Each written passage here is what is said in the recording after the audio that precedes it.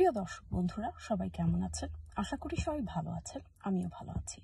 আজ আমাদের আলোচনার বিষয় হচ্ছে আমরা কিভাবে টাকা জমাতে পারি, কিভাবে মানি সেভিং টেন্ডেন্সিটা আমাদের মধ্যে আরো বেশি গ্রো করতে পারি।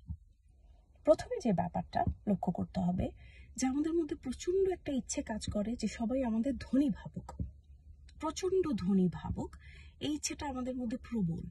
এই ইচ্ছে থেকে বেরিয়ে আসতে হবে। আপনি সত্যিকার ধনী হতে চান, না মানুষ আপনাকে দেখে ধনী ভাবছে সেটা চান? কোনটা চান? অবশ্যই প্রথমটা। আপনি সত্যিকার অর্থে ধনী হতে চান। ধনী হওয়ার জন্য আপনাকে কি করতে হবে? অবভিয়াসলি আপনাকে টাকা কম খরচ করতে হবে। টাকা জমানোর যে প্রবণতা, এটা আপনার মধ্যে প্রচুর পরিমাণে থাকতে হবে। ইদানিং দেখা যাচ্ছে, প্রায় শোনা যায় যে একটা ফ্রেন্ড সার্কেলে সবাই ভেকেশনে গেল, তো আমারও যেতে হবে। আমার কিন্তু সেই ধরনের ভেকেশন নেওয়ার মতো এখন আমার ব্যাংকে টাকা নেই। তো আমি কি করলাম, আমার সঞ্চয়পত্র ভেঙে ফেললাম, বাড়ির যে গোল্ড আছে সেটা বিক্রি করে ফেললাম। বিক্রি করে আমি এই ভেকেশনটা সাকসেসফুল করলাম। বাড়ি এসে কি হলো, আমার ব্যাংক ব্যালেন্স জিরো। আমি প্রচুর লোন নিয়েছি। আমার বাড়িতে যদি সঞ্চয়পত্র না থাকে, গোল্ড না থাকে, অবভিয়াসলি আমি লোন নিয়ে করেছি। তো সবাই দেখে খুব হা হি হি করলো যে বাবা কি সুন্দর একটা ভ্যাকেশন, কি সুন্দর একটা হোটেল দেখা যাচ্ছে, সবাই কি শুধু শুধু জামা কাপড় পরেছে।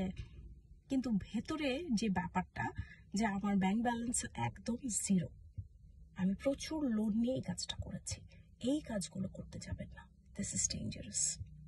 আপনি যদি সত্যি টাকা জমাতে চান, তাহলে লোকে কি ভাবলো না ভাবলো এই চিন্তাধারা থেকে আপনার বেরিয়ে আসতে হবে। যে যা ইচ্ছা ভাবুক, কি ভাববে খুব বেশি হলে, আমি খুব গরিব একটা মানুষ, টাকার জন্য অনেক কষ্ট করছি, খুবই দরিদ্র, ভাবুক না, সমস্যা কোথায়?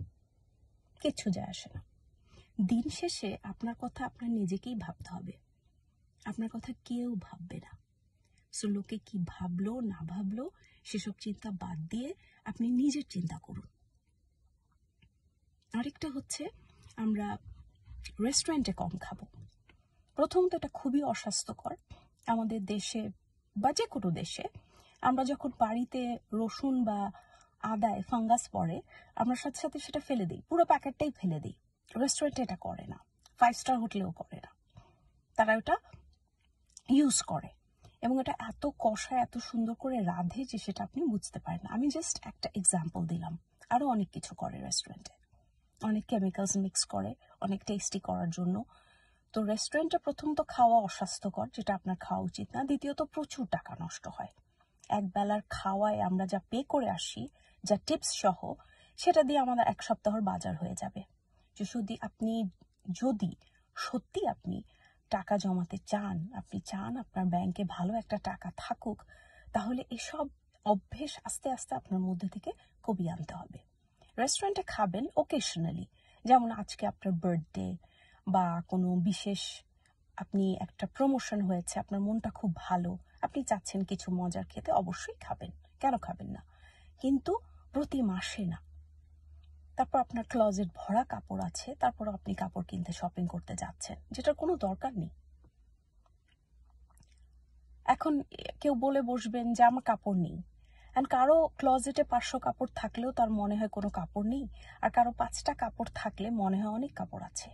তো আমি বলবো, যে ভাবছে 5টা কাপড় থাকার পর যে তার অনেক কাপড় আছে, সে যার 500 কাপড় থাকার সত্ত্বেও সে ভাবছে তার কাপড় নেই, তার থেকে অনেক বেশি বুদ্ধিমতী বা বুদ্ধিমান, অনেক বেশি ইন্টেলিজেন্ট। দিন শেষে আপনার কেউ খোঁজ নেবে না আপনি ভালো আছেন না খারাপ আছেন, আপনার ব্যাংক ব্যালেন্স জিরো কিনা, আপনি আপনার বিলস কিভাবে পে করছেন, কেউ এসে আপনার খোঁজ নেবে না। তো লোককে দেখানো, লোকে কি ভাবলো না ভাবলো, এসব চিন্তাধারা থেকে আমরা বেরিয়ে আসি। প্রকৃত অর্থে টাকা জমান, যেটাকে প্রকৃত অর্থে ব্যাংক ব্যালেন্স বাড়ান। দুটো প্রকারের মানুষ আছে। একটা মানুষকে দেখে খুব ধনী মনে হয়, সে খুব সুন্দর একটি বাড়িতে থাকে, সে যত না আর্ন করে তার চেয়ে বড় বাড়িতে থাকে, বিশাল একটা গাড়ি চালায়, ভালো ভালো কাপড় পরে ব্র্যান্ডের, তাকে দেখে আমরা খুব ধনী ভাবছি। আসল ব্যাপার হচ্ছে তার ব্যাংক ব্যালেন্স একেবারেই জিরো, কমপ্লিট জিরো, এবং সে প্রচুর লোন নিয়ে এসব করছে। শুধু নেইবার্সদের দেখাতে বা আত্মীয় স্বজনদের দেখাতে। আর আরেকটা মানুষ হচ্ছে যাকে দেখে আপনি অত রিচ ভাববেন না, অত ধনী ভাববেন না। সে যা আর্ন করে তার চেয়ে কমে চলে।